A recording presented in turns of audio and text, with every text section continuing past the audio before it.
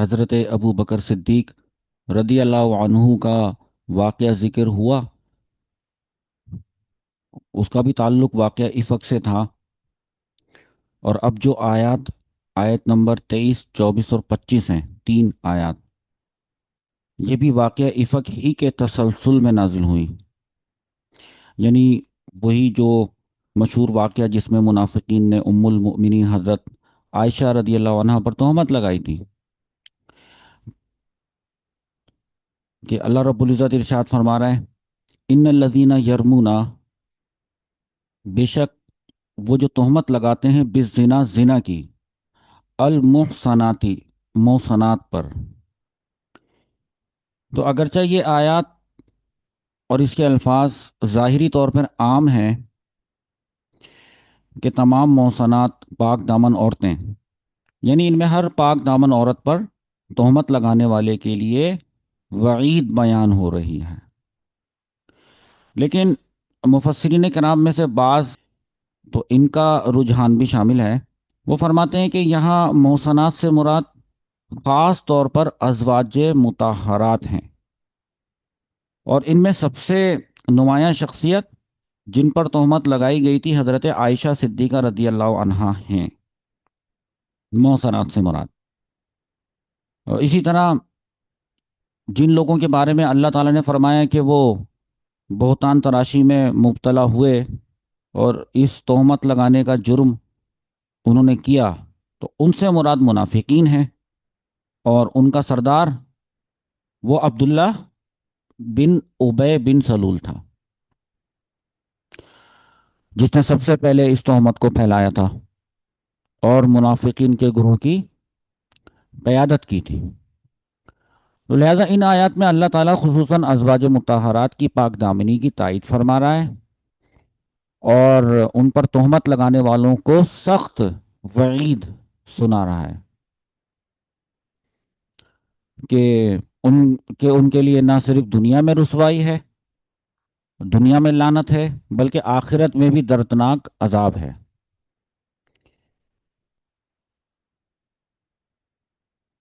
ان آیات میں جو ابھی ہم پڑھیں گے اس کا اوور ویو یہ ہے کہ نبی کریم صلی اللہ علیہ وسلم کے گھرانے کی حرمت تمام امت کے لیے ایک ایمانی امتحان ہے، ان کے ایمان کا امتحان ہے، اور زبان کی یہ جو بے احتیاطی ہوتی ہے وہ انسان کو منافقین کی صف میں لا کھڑا کر سکتی ہے۔ اللہ تعالیٰ اعلان فرما رہا ہے کہ ان پر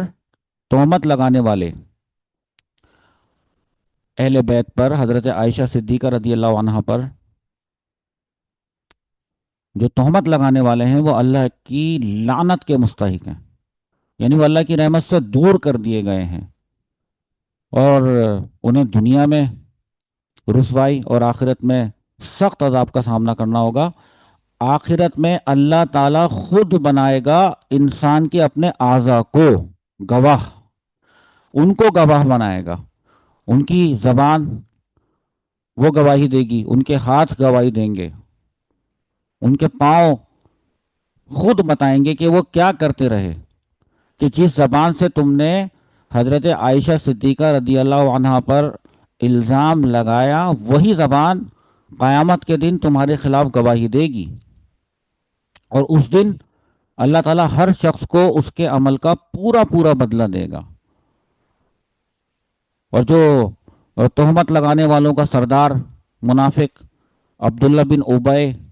اس کو مکمل عذاب کامل دیا جائے گا جو اس پر واجب ہے،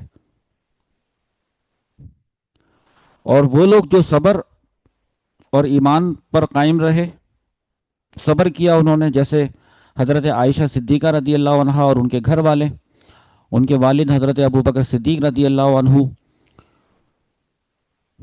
اور دیگر صابرین،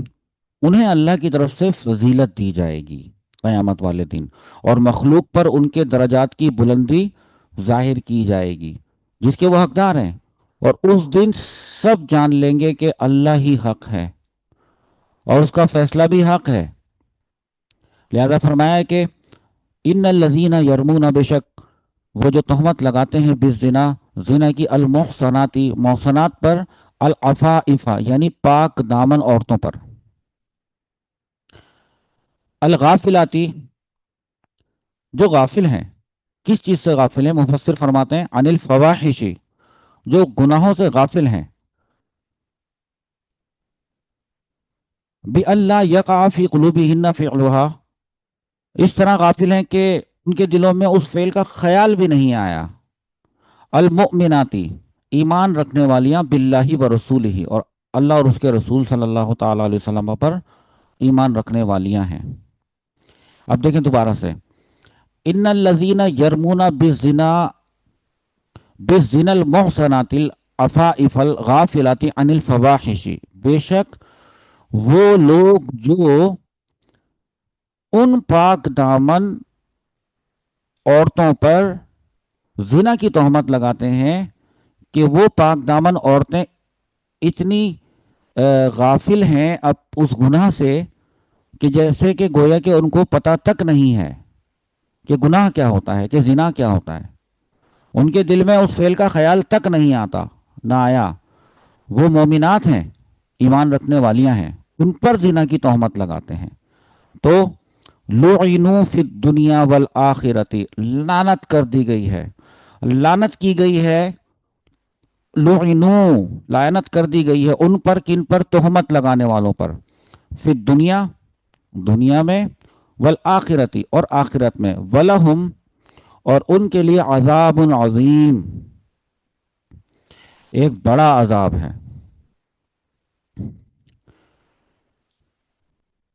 یوما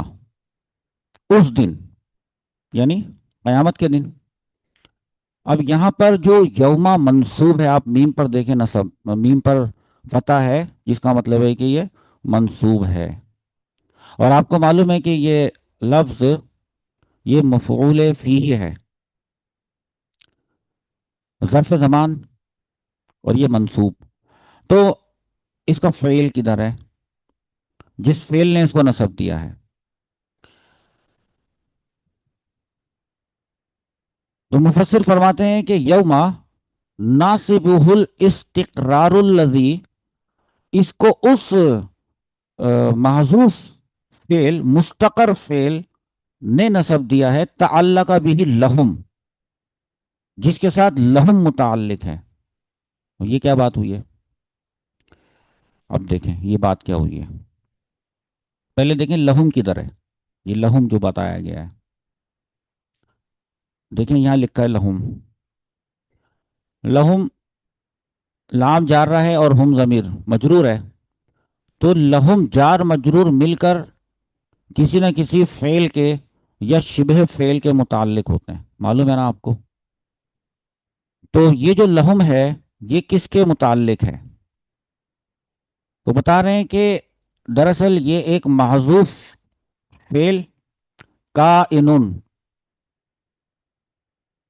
جو کہ شبہ فعل ہے، اس میں فاعل ہے اور ہوا ضمیر مستتر اس کا فاعل ہے، اس کے یہ متعلق ہیں، تو عبارت کچھ میں ہے کہ وہ کائن لہم، اسی مستقر اور اسی محذوف فعل کا مفعول فیہ ہے یہ یوما، اس لیے منصوب ہے۔ ناصبہ اس کو نصب دیا ہے، الاستقرار الذی اس فعل معذوف نے، تعلق بھی لہم جس کے ساتھ لہم جار مجرور متعلق ہیں۔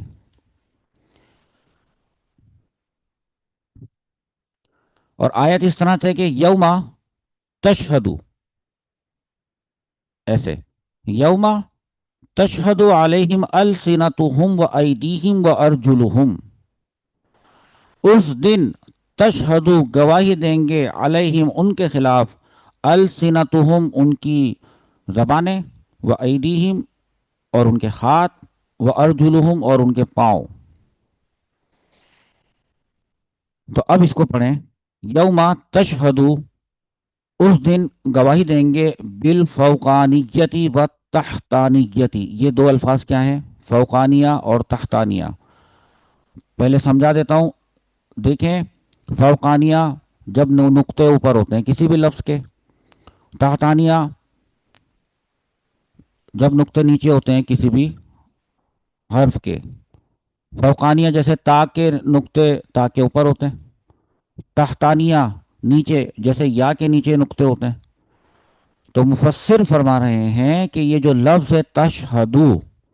ये बिल फौकानियती भी है, यानी इसके नुक्ते इसके ऊपर हैं। तो किसके नुक्ते? ता के नुक्ते। तो ता के नुक्ते ऊपर भी हैं, तो बनेगा तशहदू, सीगा वाहिद मुअन्नस गायब। तो बनेगा तशहदू, जो कि है लिखा हुआ, इस आयत में लिखा हुआ है, सामने नजर आ रहा है तशहदू,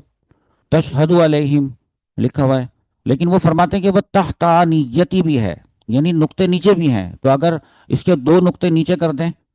तो ये बन जाएगी या, तो बन जाएगा यशहदु। तो यशहदु बन जाएगा सीगा भाई वो गायब का सीगा, इसका सीगा वाहिद मुजक्कर गायब दोनों हैं। वो कहते हैं कि इसको दोनों तरह से पढ़ा गया है, ये दोनों तरह से पढ़ा गया है, तशहदु भी है और यशहदु भी है। इस बात को समझाने के लिए उन्होंने लिखा बिल फौकानियती व तहतानियती, कि ये जो लफ्ज़ है तशहदु, ये लफ्ज़ ऊपर वाले नुक्तों के साथ तशहदु भी है और नीचे वाले नुक्तों के साथ यशहदु भी है। तो तशहदु अलैहिम या यशहदु अलैहिम, अलसीनतुहुम व ऐदीहिम व अर्जुलुहुम, उनके खिलाफ उनकी ज़बानें और उनके हाथ और उनके पांव गवाही देंगे। किस बारे में गवाही देंगे? बीमा कानू यामलून, जो कुछ वो करते थे, मिन कौलिन व फेलिन, कौल और फेल दोनों, जो कुछ वो कहा करते थे और जो कुछ वो किया करते थे। क्योंकि बीमा कानू यामलूना में यामलू अमल से निकला है, तो पढ़ने वाला कहीं ये ना समझे कि वो जो गवाही देंगे हाथ पैर और ज़बानें, वो बीमा कानू यामलूना का मतलब ये ना समझे कि जो वो अमल करते थे लोग, वो जो गुनाह अमली तौर पे करते थे यानी फेल करते थे, तो सिर्फ उस फेल की गवाही देंगे। मुफस्सिर अलैहिर्रहमा ने यहाँ पे लिख दिया कौल भी है, जो कुछ जबानों से कहा करते थे, जो कुछ बोला करते थे, वो सब उन तमाम बातों की गवाही देंगे। या मलूना में कौल और फेल दोनों शामिल हैं, इसलिए मिन कौलिन व फेलिन लिखा है। और जो पहले यहाँ पर आया था ऊपर, यहाँ देखें इधर इस जगह लिखा था यौमा, यौमा तशहदु, उस दिन गवाही देंगे। तो वो दिन कौन सा होगा, उसके बारे में मुफस्सिर यहाँ लिख रहे हैं कि वह हुआ यौमुल क़ियामती, और वह क़यामत का दिन होगा। आगे अल्लाह रब्बुल इज़्ज़त इरशाद फरमाता है, यौमा इज़िन युवफ़्फ़ीहिमुल्लाहु दीनहुमुल हक़्क़, यौमा इज़िन, उस दिन, युवफ़्फ़ीहिम, उन्हें दे देगा, अल्लाहु अल्लाह, दीनहुम, उनका बदला, अल हक़्क़, पूरा। फिर यौमा इज़िन युवफ़्फ़ीहिमुल्लाहु, उस दिन अल्लाह उन्हें दे देगा, दीनहुमुल हक़्क़, उनका पूरा पूरा बदला। हक़्क़ का मतलब है पूरा पूरा। अब मुफस्सिर इसको एक्सप्लेन करेंगे कि क्या मतलब है इस बात का, कि युजाज़ीहिम, यानी वो उन्हें जजा देगा, जज़ाअहुल वाजिबा अलैहिम, वो जजा देगा जो उन पर वाजिब है, यानी सजा जो तोहमत लगाकर उन्होंने अपने ऊपर वाजिब कर ली। व यअलमूना, और वो जान जाएंगे, अन्नल्लाहु अन्नल्लाह हुवल हक़्क़ुल मुबीन, कि अल्लाह हुवल हक़्क़ु, कि वो खुद भी हक है, और अल मुबीनु, और हक को जाहिर फरमाने वाला भी है। किस तरह जान लेंगे, क्या होगा, हैसु हक़्क़क़ लहुम जज़ाअहुल लज़ी कानू यशुक्कून फीही, हैसु, इस तरह के, हक़्क़क़ लहुम, अल्लाह ताला साबित कर देगा, लहुम, उनके लिए, जज़ाअहुल लज़ी, उनकी उस सजा को, यशुक्कून फीही, जिसके बारे में उन्हें शक था, जिसके बारे में वो शक कर रहे थे, ومنہم، اور انہی میں سے عبداللہ ابن ابی، یہ عبداللہ بن ابی انہی میں سے ایک ہے۔ پھر والمحصنات، اب دوبارہ سے پیچھے جا کے آپ کو دکھاتا ہوں، آیت نمبر 23 شروع ہوئی تھی، ان الذین یرمون المحصنات، جو پاک دامن عورتوں پر زنا کی تہمت لگاتے ہیں۔ اب مفسر علیہ الرحمہ یہ بتائیں گے کہ یہاں پر پاک دامن محصنات عورتوں سے کون عورتیں مراد ہیں؟ آئیں دیکھیں، والمحصنات، یعنی اس آیت میں یا ان آیات میں جو محصنات کا لفظ ہے ہونا، یہاں محصنات سے مراد ازواج النبی صلی اللہ علیہ وسلم ہے، نبی صلی اللہ علیہ وسلم کی ازواج مطہرات ہیں۔ اور میں نے شروع میں آپ کو بتایا تھا کہ جس طرح دیگر مفسرین ان آیات کو عموم پر لے کر چلتے ہیں، ہمارے مفسر رہے ہیں کہ یہ خاص یہاں پر مراد محسنات سے مراد وہ ہیں نبی صلی اللہ علیہ وسلم کی ازواج۔ آگے مفسر فرماتے ہیں کہ لم یذکر، ذکر نہیں کیا گیا، فی قذفہن، ان پر تہمت لگانے والوں کا، توبتن، ان کی توبہ کا، لم یذکر فی قذفہن توبتن، لیکن ان پر تہمت لگانے والوں کی توبہ کا ذکر نہیں کیا گیا ہے۔ اچھا، پھر ایک اور بھی آتا ہے احتمال کہ سورۃ التوبہ کے شروع میں، کے آغاز میں جس کا توبہ کا ذکر کیا گیا ہے، تو اس کے بارے میں مفسر علیہ الرحمہ فرماتے ہیں کہ ومن ذکرا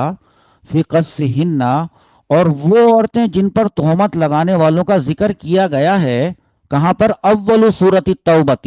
سورۃ التوبہ کے آغاز میں، غیرہن، وہ ان ازواج مطہرات کے علاوہ ہیں، یعنی اس والی ان آیات میں ازواج مطہرات، اور وہ بھی خاص طور پہ حضرت عائشہ صدیقہ رضی اللہ عنہا مراد ہیں۔ تو یہ تھی آیت 23، 24 اور 25۔ اب اس کے بعد ایک نیا ٹاپک ہوگا اور وہ نیا موضوع ہوگا، سب اسی تناظر میں، اور سب کا سیاق و سباق اسی واقعہ افق سے چل رہا ہے۔ چلیں